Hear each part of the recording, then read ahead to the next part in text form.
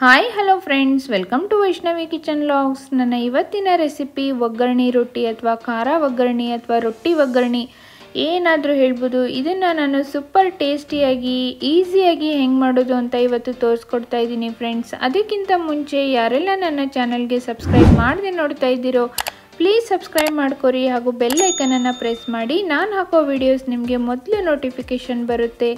ಇವಾಗ ನೋಡ್ರಿ, ನಾನಿಲ್ಲಿ ಮೇನ್ ಇಂಗ್ರೀಡಿಯೆಂಟ್ ಏನೇನು ಬೇಕಂತ ತೋರಿಸ್ತಾ ಇದ್ದೀನಿ. ಒಂದು ಈರುಳ್ಳಿ, ಒಂದು ದೊಡ್ಡ ಸೈಜ್ ಟೊಮೆಟೊ, ಸ್ವಲ್ಪ ಕರಿಬೇವು, ಸ್ವಲ್ಪ ಕೊತ್ತಂಬರಿ ಸೊಪ್ಪು, ರುಚಿಗೆ ತಕ್ಕಷ್ಟು ಉಪ್ಪು ಮತ್ತು ಹಸಿ ಖಾರ ಅಥವಾ ಗ್ರೀನ್ ಚಿಲ್ಲಿ ಪೇಸ್ಟ್. ಇದನ್ನು ನಾವು ಮಾಡಿಟ್ಕೊಂಡ್ಬಿಟ್ರೆ ನಮ್ಮ ಉತ್ತರ ಕರ್ನಾಟಕದಲ್ಲಿ ಯಾವುದಾದ್ರೂ ಅಡುಗೆನೂ ನಾವು ಇದ್ರೆ ಮಾಡ್ತೀವಿ, ಸೂಪರ್ ಟೇಸ್ಟಿಯಾಗಿರುತ್ತೆ. ಬೇಕಿದ್ದರೆ ಡಿಸ್ಕ್ರಿಪ್ಷನಲ್ಲಿ ಲಿಂಕ್ ಹಾಕಿರ್ತೀನಿ, ನೀವು ಕೂಡ ಚೆಕ್ ಮಾಡ್ಕೊಳ್ಳಿ, ಬೇಕಿದ್ದರೆ ಮಾಡಿ ಫ್ರೆಂಡ್ಸ್, ತುಂಬ ಚೆನ್ನಾಗಿರುತ್ತೆ. ಇವಾಗ ನೋಡಿರಿ, ನಾನು ಕಟಕ್ ರೊಟ್ಟಿನ ತೊಗೊಂಡಿದ್ದೀನಿ.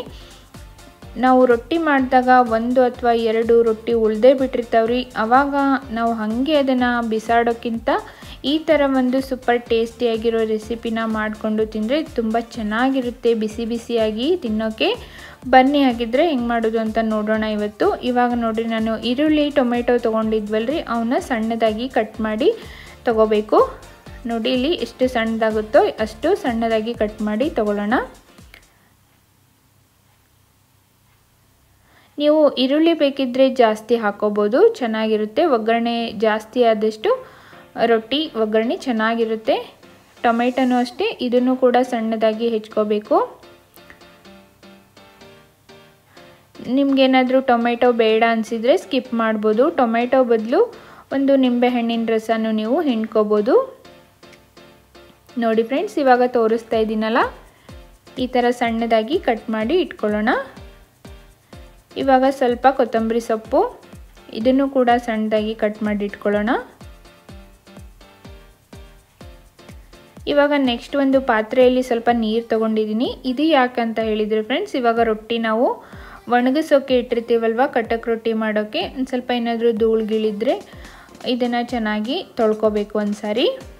ಒಂದು ಸಾರಿ ಅಥವಾ 2 ಸಾರಿ ನೀರಲ್ಲಿ ಹಾಕಿ ಈ ಥರ ತೊಳ್ಕೊಂಡ್ರೆ ಚೆನ್ನಾಗಿರುತ್ತೆ. ಹಾಗೆ ಹಾಕ್ಕೊಳ್ಳೋದಕ್ಕಿಂತ ಈ ಥರ ಮಾಡಿಕೊಂಡ್ರೆ ನೋಡಿ, ಎಲ್ಲ ರೊಟ್ಟಿನೂ ಈ ಥರ ಮುರ್ಕೊಂಡು 1 ಸಾರಿ ನೀರಲ್ಲಿ ಇವಾಗ ತೋರಿಸ್ತಾ ಇದ್ದೀನಲ್ಲ, ಈ ಥರ ತೊಳ್ಕೊಳ್ಳಿ. ತುಂಬ ಪ್ರೆಸ್ ಮಾಡಿ, ತುಂಬ ಪುಡಿ ಮಾಡಿ ಬೇಡ. ಇದೇ ಥರನ ಲೈಟಾಗಿ ಈ ಥರ ಮಾಡಿಕೊಂಡು ಒಂದು ಜಾಲರಿ ಬುಟ್ಟಿಯೋ ಅಥವಾ ನೀರೆಲ್ಲ ಬಸ್ದು ಇದನ್ನು ನೆನೆ ಹಾಕಿಡಬೇಕು. ಭಾಳ ಏನಿಲ್ಲ ಫ್ರೆಂಡ್ಸ್, ಒಗ್ಗರಣೆ ಆಗೋವರೆಗೂ ಇದನ್ನು ಇಟ್ಟರೆ ಸಾಕು. ನೋಡ್ರಿ, ಈ ಥರ ಒಂದು ಬುಟ್ಟಿಲಿ ನೀರೆಲ್ಲ ತಕ್ಕೊಂಡು ಚೆನ್ನಾಗಿ ಇದನ್ನು ಸ್ಟ್ರೈನ್ ಮಾಡೋಕ್ಕೆ ಇಟ್ಕೊಳ್ಳಿ. ನೀರೆಲ್ಲ ಬಸ್ದು ರೊಟ್ಟಿನೂ ಚೆನ್ನಾಗಿ ನೆಂದಿರುತ್ತೆ.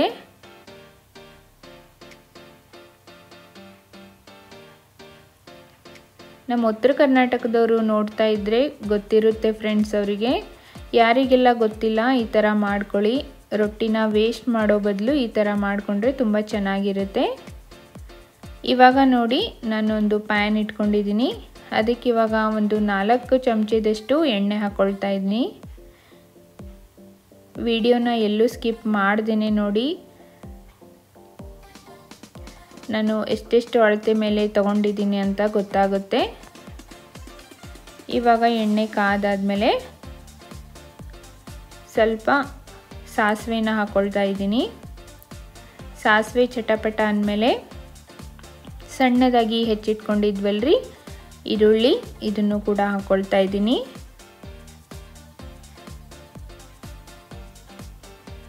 ಎಣ್ಣೆಯಲ್ಲಿ ಈರುಳ್ಳಿ ಮತ್ತು ಟೊಮೆಟೊನ ಚೆನ್ನಾಗಿ ಫ್ರೈ ಮಾಡ್ಕೋಬೇಕು.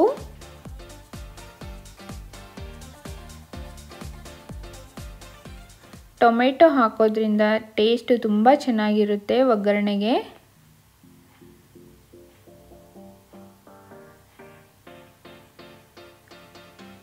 ಇವಾಗ ರುಚಿಗೆ ತಕ್ಕಷ್ಟು ಉಪ್ಪು ಹಾಕ್ಕೊಳ್ತಾ ಇದ್ದೀನಿ ಫ್ರೆಂಡ್ಸ್. ನೆಕ್ಸ್ಟು ಅರಿಶಿಣ ಪುಡಿ, ಇವಾಗ ಹಸಿ ಖಾರ ಹಾಕ್ತಾ ಇದ್ದೀನಿ. ಈ ಹಸಿ ಖಾರ ಹಾಕೋದ್ರಿಂದ ಟೇಸ್ಟು ತುಂಬ ಚೆನ್ನಾಗಿರುತ್ತೆ. ಇದರಲ್ಲಿ ನಾವು ಬೆಳ್ಳುಳ್ಳಿ ಮತ್ತು ಕೊತ್ತಂಬರಿ ಸೊಪ್ಪು ಎಲ್ಲ ಹಾಕಿ ಪೇಸ್ಟ್ ಮಾಡಿ ಇಟ್ಕೊಂಡಿರ್ತೀವಲ್ಲ, ಚೆನ್ನಾಗಿರುತ್ತೆ. ನೀವು ಇದ್ರ ಬದಲು ಕೆಂಪು ಖಾರನೂ ಹಾಕ್ಕೋಬೋದು ಅಥವಾ ಹಸಿಮೆಣಸಿನ್ಕಾಯಿನೂ ಹಾಕ್ಕೋಬೋದು ಕಟ್ ಮಾಡಿ. ಇದನ್ನು ಬೇಕಿದ್ದರೆ ಒಂದ್ಸರಿ ಮಾಡಿಟ್ಕೊಳ್ಳಿ, ಚೆನ್ನಾಗಿರುತ್ತೆ ಫ್ರೆಂಡ್ಸ್. ಯಾವುದಾದ್ರೂ ಪಲ್ಯ ಸಾರು ಎಲ್ಲದಕ್ಕೂ ಹಾಕ್ಬೋದು. ಯಾರಿಗೆಲ್ಲ ಗೊತ್ತಿಲ್ಲ ಡಿಸ್ಕ್ರಿಪ್ಷನಲ್ಲಿ ಲಿಂಕ್ ಕೊಟ್ಟಿರ್ತೀನಿ, ನೀವು ನೋಡ್ಕೊಳ್ಳಿ. ಚೆನ್ನಾಗಿ ಈ ಒಗ್ಗರಣೆನ ಮಿಕ್ಸ್ ಮಾಡ್ಕೋಬೇಕು. ಇವಾಗ ಸ್ವಲ್ಪ ನಾನು ಮಸಾಲೆ ಪುಡಿನ ಹಾಕ್ಕೊಳ್ತಾ ಇದ್ದೀನಿ. ಯಾವುದಾದ್ರೂ ಹಾಕ್ಕೊಳ್ಬೋದು, ನೀವು ಯಾವುದು ಮನೆಯಲ್ಲಿ ಯೂಸ್ ಮಾಡ್ತೀರಾ ಅದನ್ನು ಹಾಕ್ಕೊಳ್ಳಿ.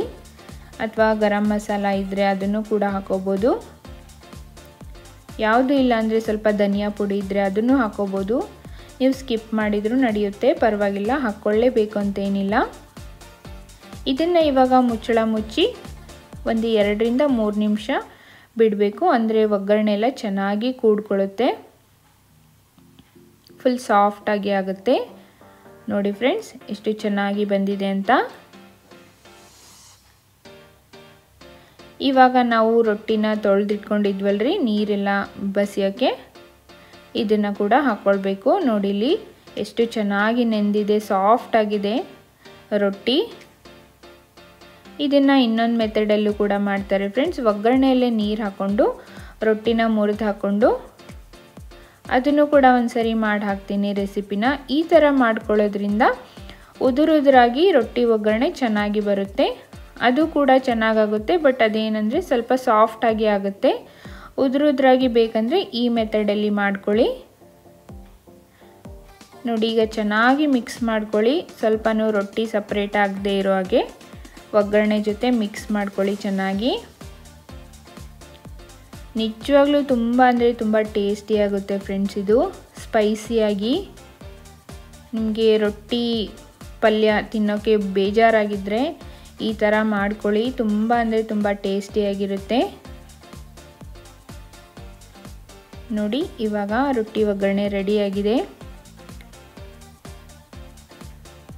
ಈ ಥರ ಮಾಡ್ಕೊಳ್ಳೋದ್ರಿಂದ ನೆಕ್ಸ್ಟ್ ನೀವು ರೊಟ್ಟಿ ಮಾಡುವಾಗ ಬೇಕಂತಲೇ ಎಕ್ಸ್ಟ್ರಾ ಒಂದು ರೊಟ್ಟಿ ಮಾಡ್ಕೊತೀರಾ, ಅಷ್ಟು ಚೆನ್ನಾಗಿರುತ್ತೆ ಈ ರೆಸಿಪಿ.